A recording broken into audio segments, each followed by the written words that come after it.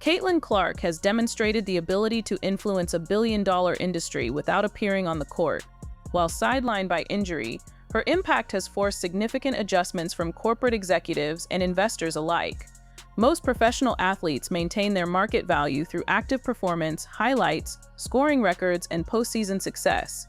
However, the current landscape of professional basketball has shifted, as the league's most influential figure continues to drive the economy while recovering from a sprained quad.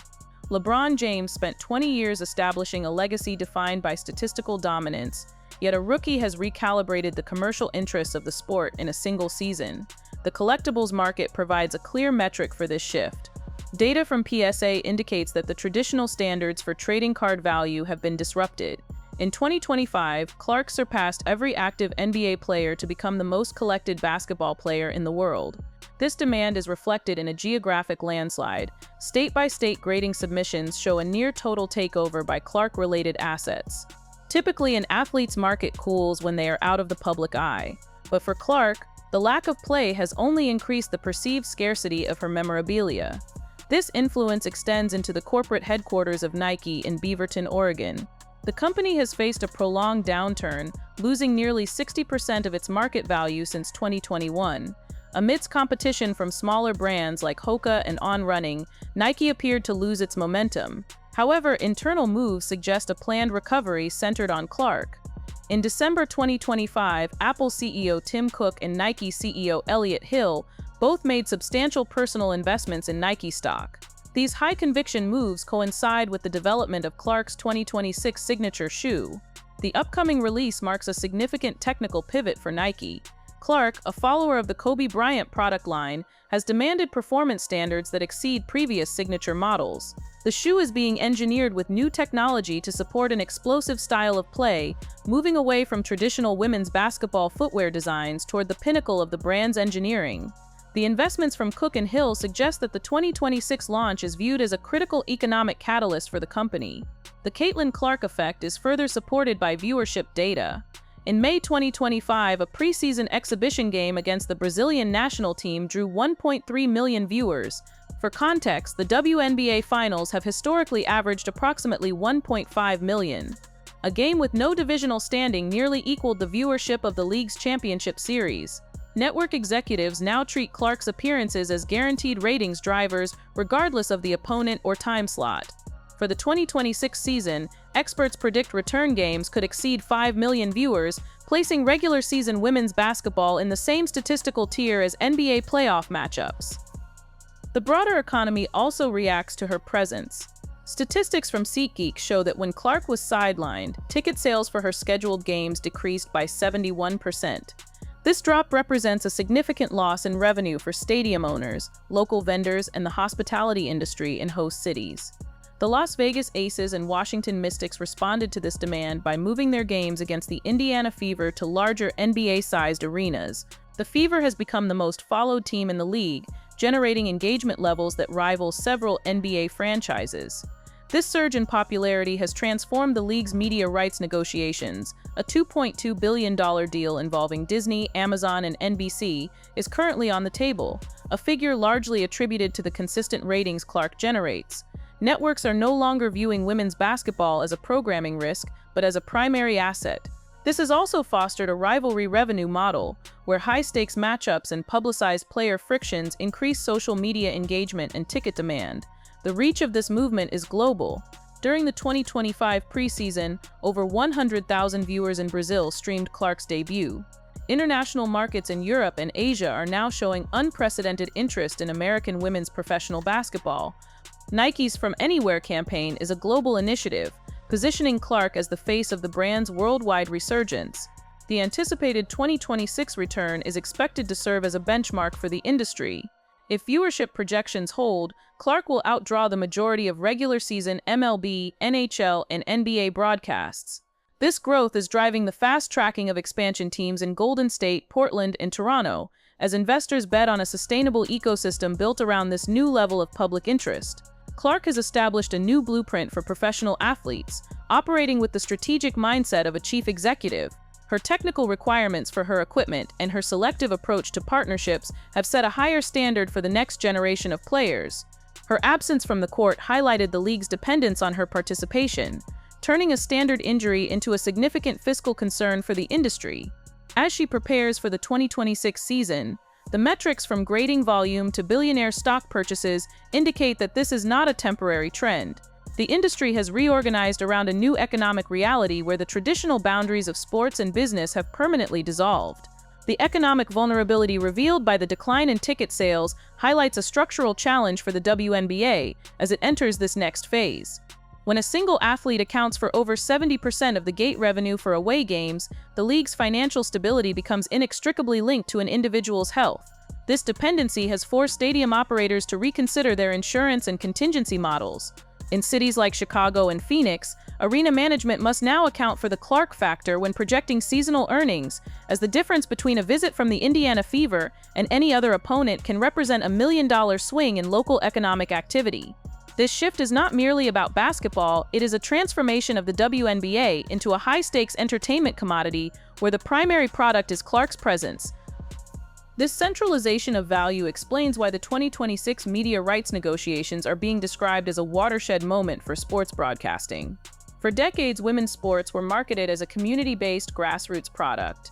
The current bidding war between Disney, Amazon, and NBC suggests that the market now views the league as a driver for premium subscriptions and high-value advertising slots. Amazon, in particular, has recognized that Clark's audience demographics align perfectly with their Prime Video growth strategy: younger, digitally native, and highly engaged. The projected $2.2 billion valuation of these rights is a direct response to the verified ratings from 2025, which prove that Clark's audience is not just large but resilient. Even in meaningless games, the viewership floor has remained significantly higher than the previous league ceiling. The decision by Tim Cook to invest heavily in Nike stock alongside CEO Elliot Hill in late 2025 points toward a larger integration of technology and sportswear. Cook's presence on Nike's board of directors for nearly 2 decades has always signaled a link between the two companies, but this specific capital infusion suggests a focus on the 2026 product cycle as a primary recovery vehicle. Nike's loss of market share to technical running brands was largely due to a perceived lack of innovation. The development of Clark's signature shoe is the first time in years the company has prioritized high-performance engineering over lifestyle aesthetics in the women's category. By focusing on the From Anywhere philosophy, Nike is attempting to reclaim the narrative of being the world's most advanced athletic laboratory. The shoe is designed to facilitate the specific biomechanics of high-volume, long-range shooters, a technical niche that has been underserved in the basketball market. The implications for Nike's stock are significant. Financial analysts suggest that if the Clark signature line captures even a fraction of the market share held by the Kobe or Jordan brands, it could stabilize Nike's North American revenue. The goal is to move beyond the traditional sneakerhead demographic and tap into the massive collegiate and youth basketball markets that Clark has already captured. In every gym across the country, the demand for equipment associated with her playing style is palpable. Nike is betting that this demand will translate into a multi-year growth cycle that offsets their recent losses. The synergy between Cook's data-driven approach and Hill's focus on core athletic performance indicates that this release will be backed by a marketing and distribution campaign of unprecedented scale. As the league prepares for expansion into Golden State, Portland, and Toronto, the entry fees for these new franchises have reached record highs. Prospective owners are no longer buying into a struggling league. They are purchasing assets in an industry that has finally figured out how to monetize its stars. The Golden State Valkyries, for instance, are entering a market that is already primed for high-octane basketball. The owners of these new teams are specifically looking at the Indiana Fever's social media and engagement metrics as the new standard for success.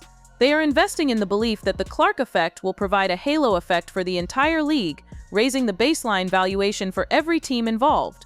This is a significant departure from the previous expansion models, which focused on slow, sustainable growth.